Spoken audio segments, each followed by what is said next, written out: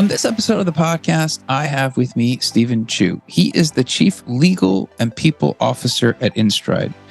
We're going to be talking about how education impacts, improves talent, retention, attraction, and maybe tenure. Stephen's got a really awesome background, and I'm excited to cover this topic because I think it's really actually instrumental and quite often overlooked. So thanks for coming on and talking with us, Stephen. Thanks for having me here, Amir. Awesome. All right. So InStride, before we dive in, tell everyone what the company does. Yeah, InStride partners with academic institutions to offer basically great education program for large enterprise companies that are trying to provide workforce education benefits to their workforces. We do specialize in kind of like large enterprise companies that have a huge population, sometimes with a large frontline workforce. And our goal is really to offer them any type of education program that they really need. It could be a high school degree, college degree, non-degree certificate, a course, like a coding course. It can be any one of those things. It's really to drive any one of those programs to meet the strategic objectives of the employing institution. And the goal is really win-win-win, right?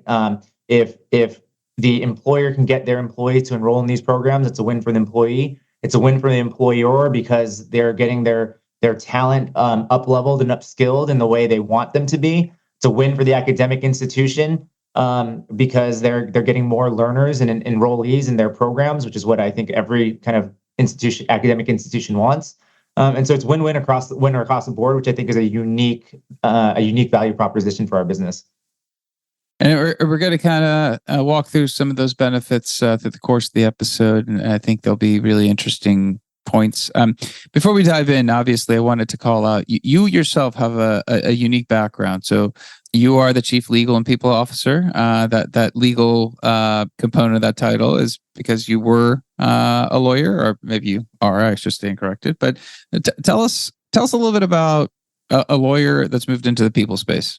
Yeah, I think it is really pretty different. I think most companies, especially mature ones, don't have a combined legal and HR role. And I actually think probably best practice, even though I'm a counterexample to it, I still think best practice is to separate the roles, have both roles report into the CEO. I think both functions are just critically important to every organization. And especially, in some ways, I actually think that the HR Chief People Officer function is becoming more important than the GC function, just because I think we're entering into this era of how important human capital management is, and really understanding your people and what they can do for your organization is becoming, I think, in some ways, the right hand person to the CEO, and the CEO's ability to understand that really drives outcomes for the business. For me, you're right, Amir. I was trained as a lawyer. I came up as a corporate lawyer doing M&A, securities, corporate governance work. That was my background, and I did that for most of my career, and then had the opportunity to kind of come to a place that was looking to combine those roles just for in some ways efficiencies, and I'd say save some money. I think our company is small enough. We have about 175, 180 employees that I think it still works.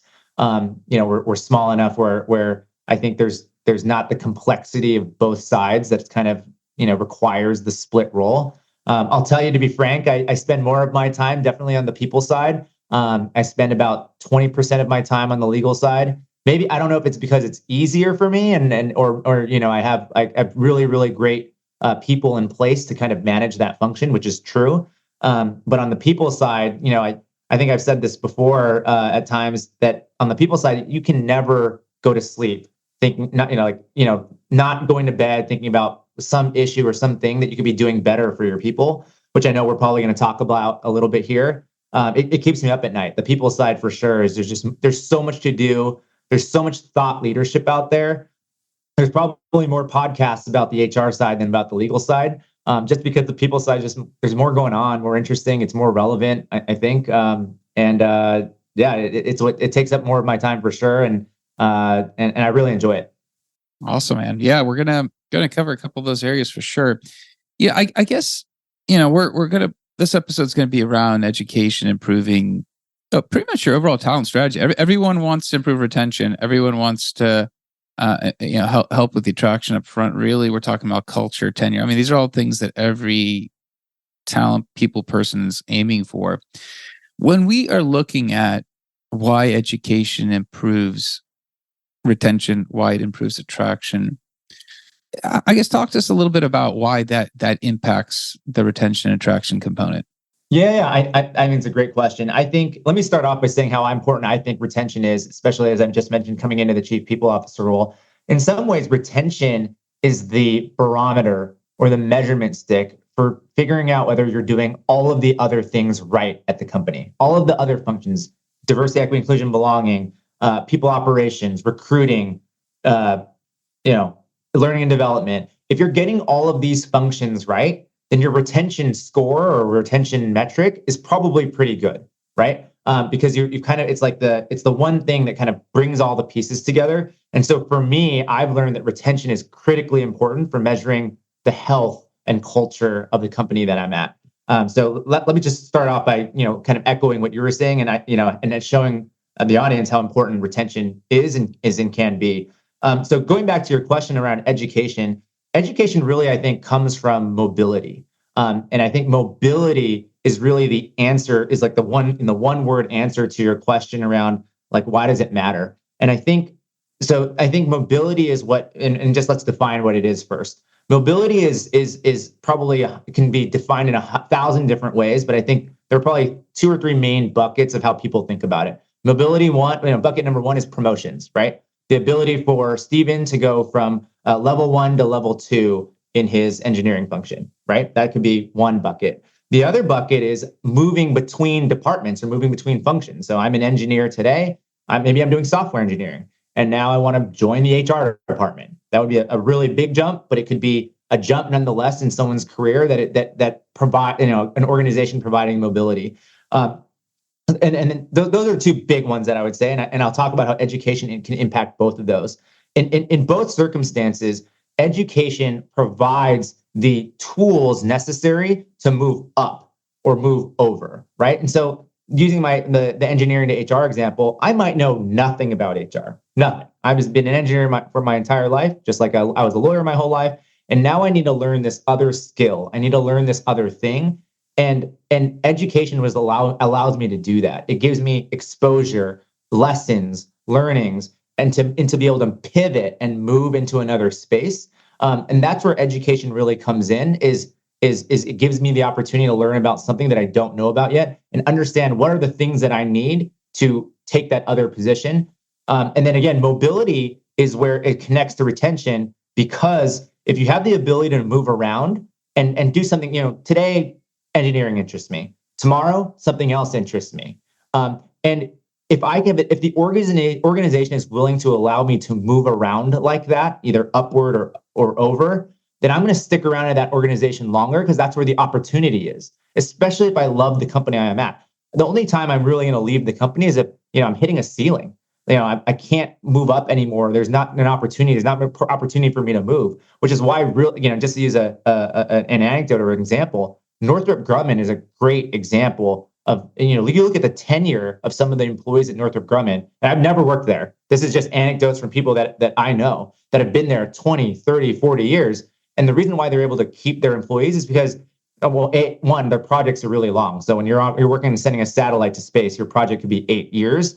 But even then, after your 8 years is up and you're working on that space, sending that satellite to space, you can move over and do missiles, right? Or move over and do something else, rocket propulsion, right? And Northrop allows you to kind of move around, and that is mobility in its finest. And mobility allows for people to be like, oh, I'm interested in something else. I'll stick around because they're giving me the opportunity to do that other thing.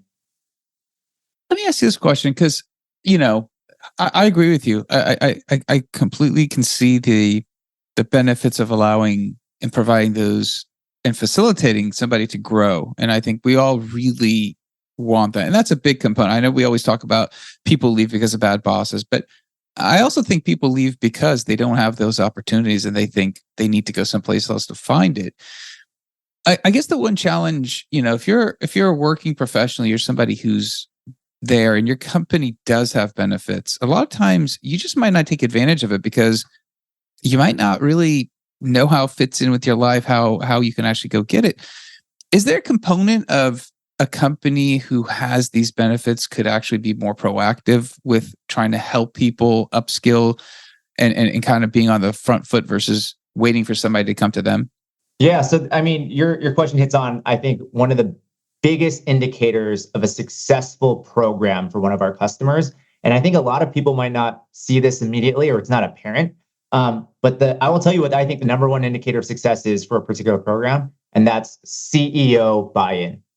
Okay. And I think a lot of people might not say, oh, like, it can happen at the learning and development level. The HR department can just manage it and just advertise it to employees. No, no, no, no. Or a huge budget. We're just going to throw $10 million at education benefits and see if people will take advantage of it. But no, the number one indicator of success is the CEO, basically trumpets it from wherever they're sitting. And it really causes two things. One is usually when a company provides education benefits, the employees are like, no way, you're kidding. You're going to really pay for me to go to school at the same time? They just don't believe it, right? And so when the CEO comes out and says, yeah, we're doing this, it sends a clear message that the company actually stands behind it. And that leads me to my second point, which is, I think, to your point, when employees are busy, everyone's busy. They've got work, life, family, things to take care of. And adding school on top of that to a professional work life is difficult, really, really difficult. But when your CEO says, hey, we're going to believe in this program, it's going to meet our strategic objectives, going to class is like going to work, right? It's like the same, it's still providing a major benefit to our organization. And I view them as equal. That's when you're going to really see more uptake and participation, is because the CEO is saying it. Or the executive team is saying it. It really just has to have executive level buy-in. And for those two reasons that I mentioned, and then employees are going to start to really believe, yeah, this is meaningful to the organization, and therefore I can take advantage of it. We as a company also try to provide a ton of different ways, and we can dive into a couple of them. One would be, there was something called wellness days that we had during COVID time. So, tons of examples of that where companies would take summer Fridays off, right? Like during COVID, like during the summer, everyone would have Friday off because they needed to, they were on Zoom all day and needed to, recharge their batteries. And so those are, instead of doing a wellness day, you could do a development day where the company says, hey, we value the education so much that on this particular Friday in the summer, everyone's just going to take education courses. We're going to provide that benefit that we talked about. That, and some courses are 4 hours, 6 hours. Take that software coding course. Take that leadership management course. Take that supply chain course. Just to refresh your skills, learn something new, open your mind up, and really dedicating development days. Another one is just to provide office hours. So you can just send it from the company-wide email address and say, okay, between the hours of 10 and 2 on Wednesday, everyone at the company is going to take 4 hours, and there's going to be no meetings. We're so passionate about the program that you're during that 4 hours, no company meetings. You can tell your manager not to schedule them, and you're just going to either do your homework from the class that you have, or go read a book, right? Do something to just, that's different from the regular day-to-day, job that's in front of you, and go, do some professional growth and development. Yeah, I love that, because I think you kind of answered. I was actually going to kind of ask you how you actually implement some of the stuff. So I think you covered that, and I think it makes a lot of sense that you have to take out some of the excuses, the blocks, the reasons why people will bring up why they can't participate. And I guess, a lot of times when we think about educational benefits or courses, I guess a lot of times maybe people have an image of it that it's based on that providing value to, let's say, more entry level, more junior, where people need to ramp skills up, or in those types of scenarios. But a lot of times you get people who are more senior, more staff level, especially in software engineering, where they still have a desire to add skills. It's getting a little bit more challenging because they're kind of at the peak and top of what they already know, and they want to go the next level. And that's really what they desire sometimes. They want that challenge. They want the technical challenge. When you're looking at maybe more, advanced professionals or people who have longer work histories, and they need to stay up and improve their skills, how do you approach that? Or is it any different, or is it pretty much the same thing you're seeing at different levels of employees? So I swear I didn't give you $5 to ask this question, but Amir, you should know that I do have a college degree. I also have a law degree, and because of the company that I work at, and again, for almost literally the last 20 minutes that we've been talking, I am also enrolled in an MBA program at Arizona State University. So, and there's so many different ways you could say, you got to, eat the cake that you're baking. You got to drink your own champagne. There's a ton of different ways to say, but eat what you cook.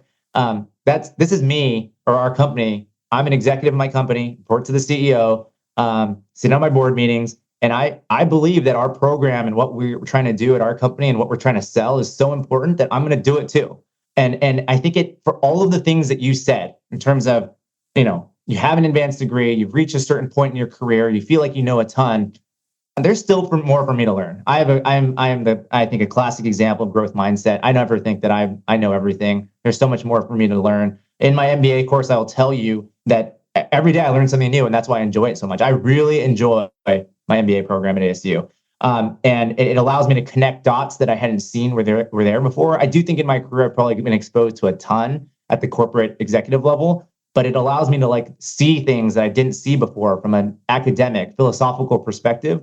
And so I use myself as the example, but I think your question was way more general. And to how to get people that, have reached a certain stage in their careers. One is make sure they continue to have a growth mindset. I think that is the type of person you always want in your business, at any level. And probably if you're a listener, you probably have a growth mindset. So I'm probably preaching to the choir a little bit. But if they have the growth mindset, then they're going to know that there's more out there for them to learn and for them to see. And it's in our program, we offer as many academic offerings as there are out there. So there's over 3,000, just to give you a pure number of different options that a particular learner at a company can have. So over 3,000 is like the paralysis of choice. That means it's just too much, right? And so we really do help narrow down what the options can be, what are more relevant. We might talk about pathways if we have time, or career education pathways, which we can talk about those. But at the end of the day, it's narrowing down the options for even a person that is 10, 15, 20 years into their career and still finding something out of 3,000. I'm sure we can find something relevant to that individual, just like we found an MBA course that was relevant to me at the point in my career. Awesome. I love it when someone actually subscribes to what they are preaching. So I think that's a great thing for you and InStride and your overall mission. Let me ask you this, and I guess this might be a good final question for you. We're trying to use education to improve retention, attraction. There is a key, dotted line between tenure, culture, obviously some of the tribal knowledge that you retain, some of the institutional knowledge, you retain all those different aspects of having tenure. I guess, what do you see as education as that driver to helping improve culture? Not obviously be the culture, but improve the culture.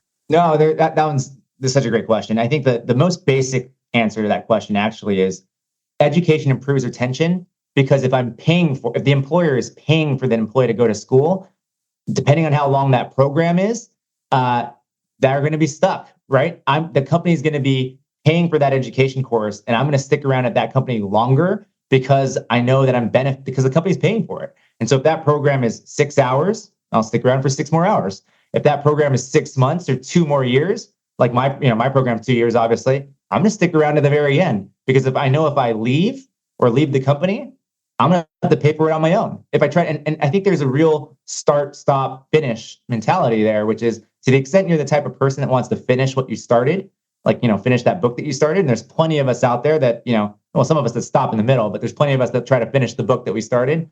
We're going to finish that program and we're going to stay at that company as long as it takes to be done, right? And I think that is a built-in retention mechanism to employer paid education. I think the other one is really cultural. And I think you've used that word. This is the first time I'm really using it. And I think employees, they want to be at a mission-driven company. That's, I think, number one for Gen Z and millennials these days. And I think that's a true statement. I think that's not an improper generalization. And I'm glad that more people entering the workforce are mission-driven. But I think number two to that is they want to work in an organization that believes in them.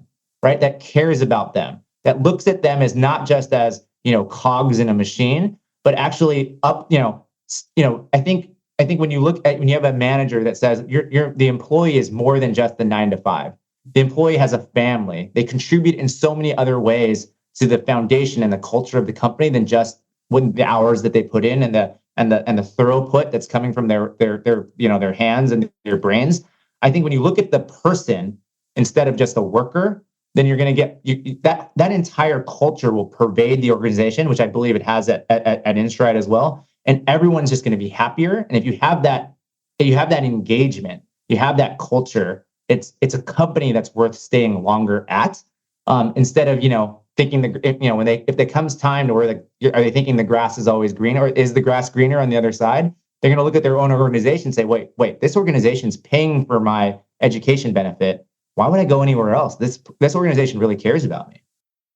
Absolutely. I love it. I mean, honestly, I wish more companies would be more proactive with educational benefits. I think you made some great arguments as to the benefits and why. And I love the fact that you yourself subscribe to it and you're post JD degree, getting an MBA. So super exciting for you. Stephen, if somebody wants to pick your brain on, you covered a lot of stuff when it comes to education. If they want to reach out to you, what's a good way of touching base with you? Yeah, touching base with me specifically, just look me up on LinkedIn, Stephen Chu at InStride. But if you want to learn more about what InStride can do, which is all of the stuff that we just talked about, Amir, the easiest way is go to our website, InStride, www.instride.com.